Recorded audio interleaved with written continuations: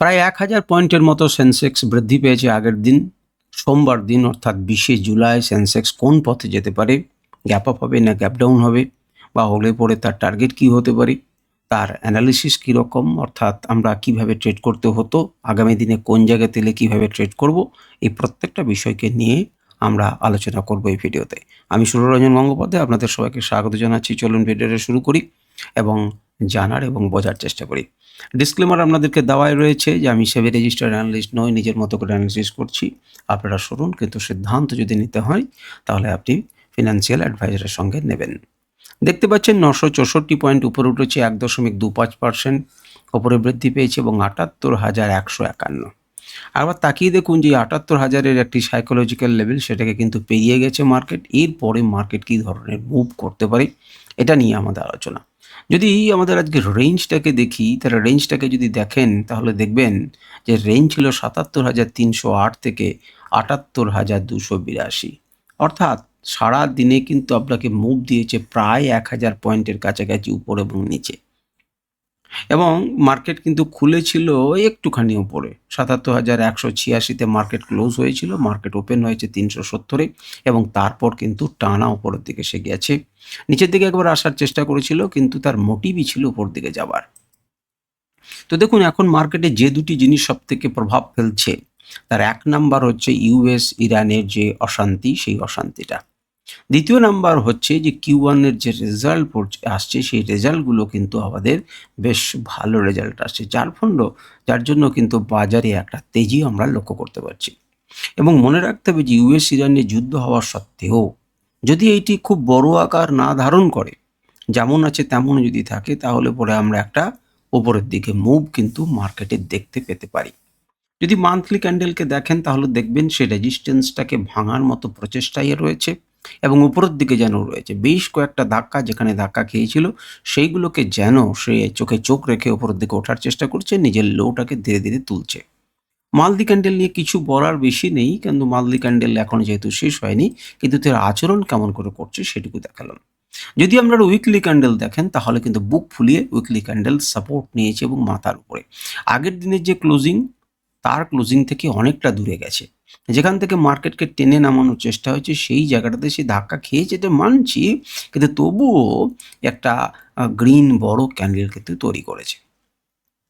দেখুন, নিচের দিকে যদি সে আসে তাহলে কিন্তু ৭৭,৫০০ সে কিন্তু এখানে সাপোর্ট নিতে পারে, সুতরাং এর সাপোর্ট এরিয়া রয়েছে।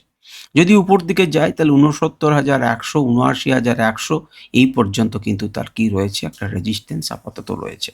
তাহলে প্রায় ১০০ পয়েন্ট, ১,০০০ পয়েন্ট উপরে কিন্তু একটা রেজিস্ট্যান্স রয়েছে উইকলি ক্যান্ডেলে। এখন আমাদের দেখার কথা আছে, দেখুন লোগুলোকে কিন্তু খুব সুন্দরভাবে উইকলি ক্যান্ডেলে উপরের দিকে তুলছে, যেটা হওয়ার জন্য কিন্তু আমরা আশাবাদী। এবং একের পর এক যে Q1 রেজাল্টগুলো আসছে, সে কোটাক মহিন্দ্রা ব্যাংকই হোক, ইয়েস ব্যাংকই হোক, এদের কিন্তু একটা পজিটিভ রেজাল্ট ধীরে ধীরে ধীরে ধীরে আসছে, যেটা বাজারকে কিন্তু চাঙ্গা করার জন্য যথেষ্ট। যদি আপনারা ডেলি ক্যান্ডেলকে দেখেন, আমাদের এখান থেকে যে আঁকা সেটি আপাতত বন্ধ করে রেখেছি, আপনি তাকিয়ে দেখুন যে সে কিন্তু লোগুলোকে ধীরে ধীরে ওপরের দিকে তুলছে এবং ওপরের দিকে ওঠার চেষ্টা করছে।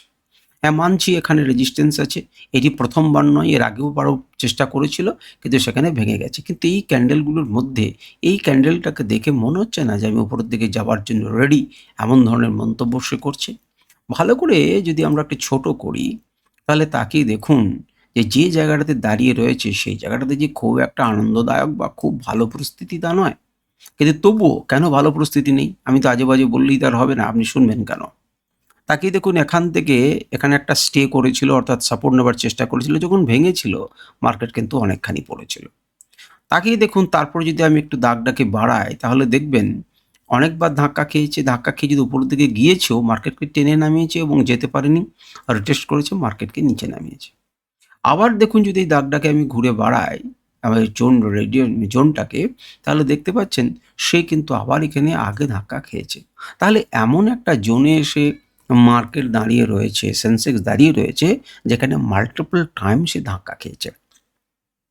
এখন মাল্টিপল টাইমে ধাক্কা খাওয়ার রেজিস্ট্যান্স অবশ্যই একটা ইম্পর্টেন্ট লেভেল, কিন্তু বারে বারে সে যখন একটা জায়গাতে ধাক্কা খাচ্ছে, এবং লোগুলোকে স্ট্রাকচার অনুযায়ী সে লোগুলোকে তুলতে তুলতে উপরের দিকে নিয়ে যাচ্ছে, ছোট করছে, অর্থাৎ ধীরে ধীরে পাওয়ারগুলো কমছে সেলারদের, তখন কিন্তু এইটা ভেঙে যাওয়ার যে প্রবাবিলিটি, সেই প্রবাবিলিটি কিন্তু বেশি হয়ে যায়। এখন আমাদের কাছে এটাই দেখার যে সেইটাকে উপরে যদি ভাঙেও সে সাস্টেন করছে কেন। যদি সাস্টেন করে তাহলে আমরা উপরের দিকে একটা মুভ কিন্তু অনায়াসে দেখতে পেতে পারি, এবং সেই ধরনেরই বাজার কিন্তু আমরা কিছুটা দেখতে পাচ্ছি। Q1 রেজাল্ট ভালো আসছে এবং ইউএস ইরানের সংঘাতকে কি করছে, ধূলিসাৎ করে দিচ্ছে। যদি না নতুন কোনো জিওপলিটিক্যাল ইস্যুতে নতুন কোনো মাত্রা যোগ হয়, নতুন করে যদি কোনো বাজে খবর আমরা না পাই, তাহলে মার্কেট হয়তো এবার এই বাধাটা টপকাবে এবং এর উপরের দিকে যাওয়ার চেষ্টা করবে। আমরা যদি আমাদের আঁকাগুলোকে দেখি, তাহলে আমি এটাকে বন্ধ করে দিচ্ছি। তাহলে দেখুন আমাদের আঁকাগুলোতে কি রয়েছে। দেখুন একদম যেখানে আমাদের ধাক্কা খাবারই কথা, সেই জায়গাটাতেই ধাক্কা খেয়েছে।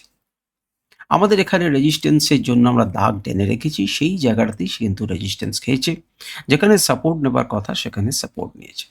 আমরা যদি তার উপরের লেভেলে মার্কেটটা খোলে, তাহলে আপনার কাছে জানা উচিত এই পয়েন্টের হাইটি তো আপনি জেনে নিয়েছেন, এবং এই পয়েন্টের হাইটি যদি দেখেন তাহলে ৭৯,১০০, ৭৯,১০০-র কাছাকাছি আপনার আবার রেজিস্ট্যান্স রয়েছে।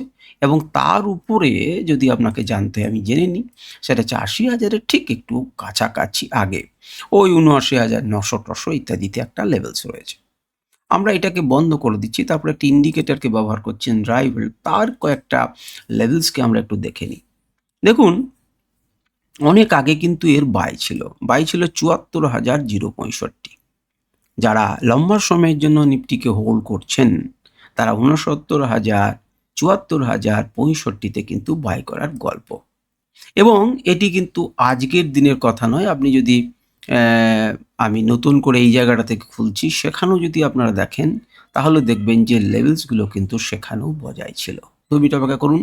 আপনারা দেখুন ৭৪,০৬৫-তে কিন্তু লেভেলস রয়েছে, এবং এখান থেকেও কিন্তু লেভেলস আছে। আমি যদি আরও একবার আপনাদেরকে লিভ করি এবং নতুন করে আমি একটা তৈরি করি যে এই লেভেলে কি ছিল স্টার্ট নিউ, এখানে কি ছিল, আপনারা দেখতে পাবেন যে হ্যাঁ এখানে ছিল। অনেক আগে সেটি কিন্তু আপনাকে এই যে বাই সিগন্যাল কিন্তু জেনারেট করেছিল। অর্থাৎ ১১ জুনের আগেই যে লেভেলটা দেখছেন সে লেভেল কিন্তু চলছে। আমরা যদি রিপ্লে করি, তাহলে আপনি দেখতে পাচ্ছেন যে সেই লেভেল অনুযায়ী কিন্তু কাজ হচ্ছে। তাকিয়ে দেখুন, তাকিয়ে দেখুন, মার্কেট পড়ছে, মার্কেট অমুক করছে, দাঁড়ানো রয়েছে। সুতরাং এই লেভেলটি যে আজকের তা নয়, এই লেভেলটি বহুকালের, এবং অনেক দিন আগে জুন মাসে সে পজিটিভিটি দিয়েছে এবং তারপর মার্কেট ধীরে ধীরে চলছে।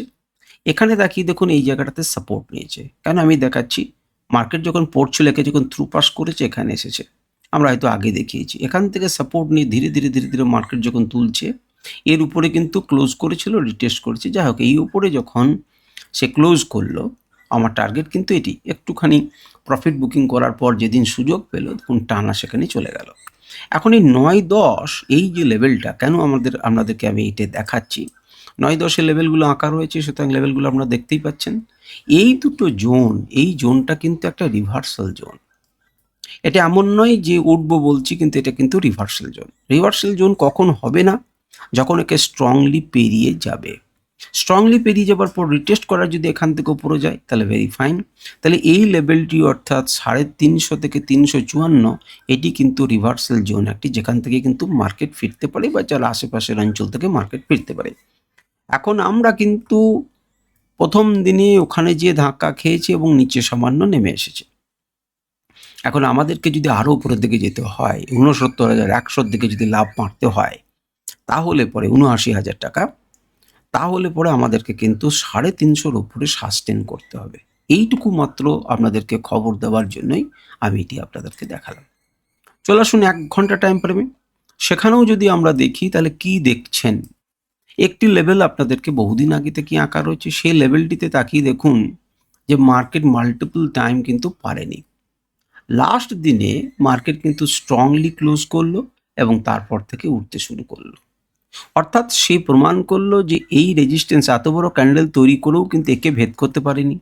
এখান থেকে একটা বড় র্যালি দিয়েও কিন্তু ভেদ করতে পারেনি। আর এখান থেকে একজন বড় দাদা তো হিউজ মার্কেটকে ফেলে দিয়েছে। তাহলে এই ইম্পর্টেন্ট লেভেলটা কালকে, আগের দিনে মার্কেট কিন্তু শুক্রবারে স্ট্রংলি ক্লোজ করেছে এবং তারপর মার্কেট উপরের দিকে গেছে। তাহলে খুব পরিষ্কারভাবে আমরা এটা বলতে পারি যে মার্কেট কিন্তু এখন উপরের দিকে। এখন উপরের দিকে যাবার পরই কিছু দূরেই কিন্তু রেজিস্ট্যান্স রয়েছে। যেখান থেকে ধরুন আঁকা রয়েছে, দেখুন যেখান থেকে একটা ফল শুরু হয়েছিল, যেখান থেকে একটা ফল কিন্তু শুরু হয়েছিল সেই রেঞ্জে কিন্তু মার্কেট যাব করছে। হতে পারে এখান থেকে আবার একটা ফল আসে। যদি ফল আসেও তাহলে এই জোনটা কিন্তু আপনাকে অবশ্যই সাপোর্ট দেবে। এই জোনটার ঠিক আগে এই জোনটা কিন্তু আপনাকে সাপোর্ট দেবে। এবং মজার ব্যাপার হচ্ছে এই যে গ্যাপটা হয়ে আছে, এই গ্যাপটাও আপনাকে সাপোর্ট দেবে। তাহলে এই গ্যাপ, এই নিচের জোন উপরের দিকে যখন গেছে এখান থেকে ধাক্কা খেয়ে যদি কিছুটা নিচে নামে, এরা কিন্তু আপনাকে কি দেবে? সাপোর্ট দেওয়ার জন্য রেডি থাকবে। আপনারা নিজেরা দাগ কেটে নেবেন, তাহলেই বুঝতে পারবেন। এবারে চলে আসুন 15 মিনিট টাইম ফ্রেমে। 15 মিনিট টাইম ফ্রেমে দেখুন সেই একই রকমই মোটামুটি কাছাকাছি একটা জিনিস পাবেন, যে একটা জায়গাতে আমাদের আঁকা রয়েছে এবং সেই জায়গাটাতে স্ট্রংলি করার পরে দেখুন রিটেস্ট। দেখুন 1 ঘন্টা টাইম ফ্রেমে আপনি রিটেস্ট জিনিসটাকে পাবেন না, রিটেস্ট পাবেন একটু উপরের রেঞ্জে পাবেন। এখানে এই যে লেভেলটা, কারণ এখানে যত ছোট টাইম ফ্রেমে যাবেন তত তো আপনাকে ছোট ছোট জায়গাকে ধরতে হবে ছোট ছোট ট্রেড করার জন্যই। তাহলে পরে প্রত্যেকটা আলাদা আলাদা মুভ, সেই জন্যই এখানে আরও ছোট পাবেন যেখানে মার্কেট কিন্তু টেস্ট করেছে। তাকিয়ে দেখুন, আপনারা যারা দেখতে পাচ্ছেন না আমি একটু বড় করে দিই তাহলে একটা ক্লিয়ার হবে বিষয়টা। তাকিয়ে দেখুন মার্কেট এখানে ক্লোজ করলো, ক্লোজ করার পর যখন নিচে এলো তখন রিটেস্ট করছে। তাহলে এই যে জোন অর্থাৎ 77,600 রেঞ্জ, এটি একটি ইম্পর্ট্যান্ট লেভেল যেখানে ইম্পর্ট্যান্ট লেভেলটিকে রিটেস্ট করছে। তাহলে মার্কেটকে ব্রেকআউট করার পর রিটেস্ট করছে এবং সেখান থেকে একটা জার্নি শুরু করেছে। 1 ঘন্টা টাইম ফ্রেমে যেটা দেখতে পাবেন এইরকম ধরনের একটা দেখতে পাবেন, যেটি উপরের রেঞ্জকে সাপোর্ট নিয়েছে আবার তারপর গিয়েছে।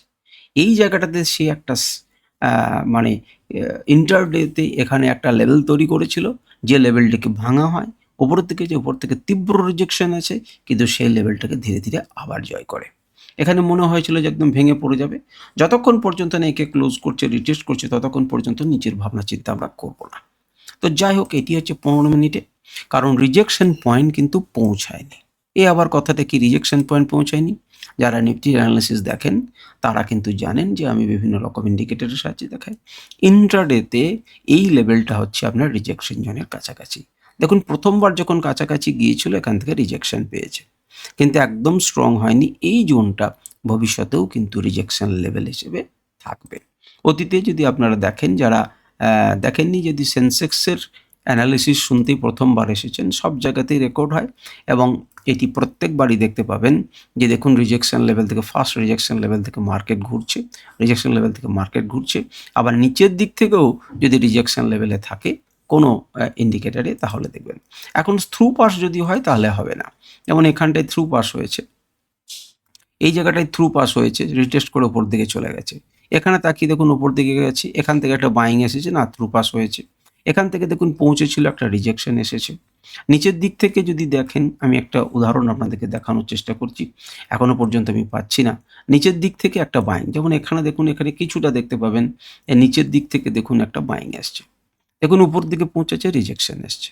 এই যে নিচের দিক থেকে দেখুন বাইং এসেছে, এই জায়গাটাতে একটা পেয়েছি, কারণ লেভেল এমন করেই এসেছে যে নিচের দিকে আসেনি। আমি আপনাদেরকে দেখাচ্ছি, কেন দেখাচ্ছি তাও বলছি।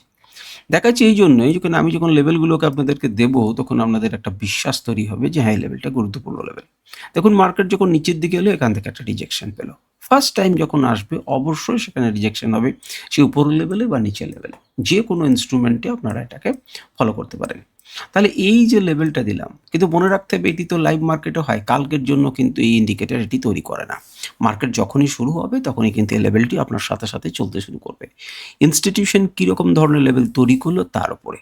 তো এটা কেন দেখাচ্ছি, পরবর্তী ক্ষেত্রেও কিন্তু এই লেভেলটি গুরুত্বপূর্ণ ভূমিকা পালন করবে। কালকেও এই লেভেলটি কিন্তু গুরুত্বপূর্ণ, যদিও নতুন লেভেল তৈরি হবে, কিন্তু এই লেভেলটি কিন্তু মোটামুটিভাবে একটা গুরুত্বপূর্ণ লেভেল কাজ করবে, যেটি পরের দিন আপনাকে একটা রিজেকশনের জন্য কাজে লাগবে। যেহেতু আপনাদের কাছে নেই, সুতরাং এটি আপনাদের কাজে লাগবে। কারণ ইন্টারডের জন্য এই লেভেলটি গুরুত্বপূর্ণ, অর্থাৎ 38,331 থেকে 350 এটি গুরুত্বপূর্ণ লেভেল। একটু আগে আপনাদেরকে বললাম যে 350-এর উপরে যতক্ষণ না উঠবে ততক্ষণ পর্যন্ত আমরা শান্তি পাবো না। সেটা আমরা এখান থেকে দেখে বুঝলাম যে 350-এর উপরে কোথায় একটা দেখলাম, 350-এর উপরে গেলে আমরা শান্তি পাবো না। এবারে 5 মিনিট টাইম ফ্রেমে যদি দেখেন, তো সেখানেও এই ইন্ডিকেটরটা চাইলে পরে আপনি ব্যবহার করতে পারেন।